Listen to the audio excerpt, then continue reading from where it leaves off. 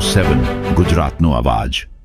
નમસ્કાર દર્શક મિત્રો, i7 ન્યૂઝ ગુજરાતીની સાથે હું છું આપની સાથે પાયલ બામભણિયા। તો જોઈએ આજના મહત્વના સમાચાર। દાહોદ જિલ્લા કોંગ્રેસ સમિતિના સંગઠન દ્વારા મનરેગામાં ભ્રષ્ટાચાર વિરુદ્ધ હલ્લાબોલ। મળતી માહિતી મુજબ દાહોદ જિલ્લા કોંગ્રેસ સમિતિના સંગઠન દ્વારા હલ્લાબોલ કરતા કોંગ્રેસ સેવાદળના અધ્યક્ષ શ્રી લાલજી દેસાઈ દ્વારા થાળી વગાડી વિરોધ નોંધાવ્યો હતો। લોકમુખે જાણવા મળતા વહીવટીતંત્ર દ્વારા ટકાવારી લઈ અને વર્કઆઉટ નંબરો આપવાની ચર્ચાઓએ જોર પકડ્યું છે। નીચેથી ઉપર સુધીના 35% જેટલી માતરબાર રકમ લીધા વગર કોઈને વહીવટી મંજૂરી મળતી નથી। ખાય એનું ગાય છે, જેની સ્થિતિ દાહોદ જિલ્લાની જોવા મળે છે।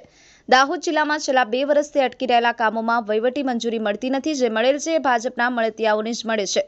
એ વિરુદ્ધ દાહોદ જિલ્લા કોંગ્રેસ સમિતિના પ્રમુખ લાલજીભાઈ દેસાઈની વિશેષ ઉપસ્થિતિમાં પૂર્વ સાંસદ શ્રીમતી પ્રભાબેન તાવ્યાડ, પૂર્વ ધારાસભ્ય શ્રી ચંદ્રિકાબેન બારૈયા તથા સમગ્ર જિલ્લા કોંગ્રેસ કાર્યકર્તા દ્વારા મનરેગામાં ચાલતા ભ્રષ્ટાચાર વિરુદ્ધ જિલ્લા કલેક્ટર તથા જિલ્લા વિકાસ અધિકારી શ્રીને અલ્ટિમેટમ આપી રજૂઆત કરવામાં આવી હતી। જેમાં જયેશભાઈ સંગાડા ભારતીય રાષ્ટ્રીય કોંગ્રેસ દ્વારા જણાવ્યું હતું।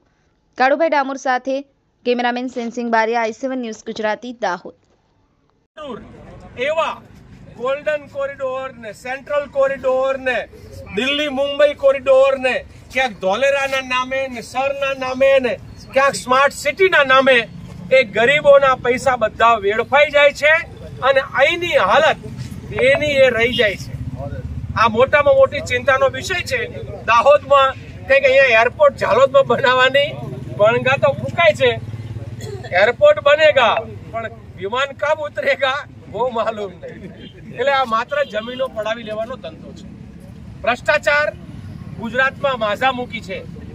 આ ગુજરાતના ભ્રષ્ટાચારના કારણે હમણાં તો એક આઈપીએસ ઓફિસર એનો ભ્રષ્ટાચાર સરકારે બહાર પાડવો પડે એને ત્યાં ઈડીની ને એની રેડ પાડવાનું થયું। અનેક કલેક્ટરો જે છે ભ્રષ્ટાચારોમાં, એટલે ગુજરાતનું મોડલ એટલે ભારતીય જનતા પાર્ટીના ભ્રષ્ટાચાર અને અત્યાચારનું મોડલ છે।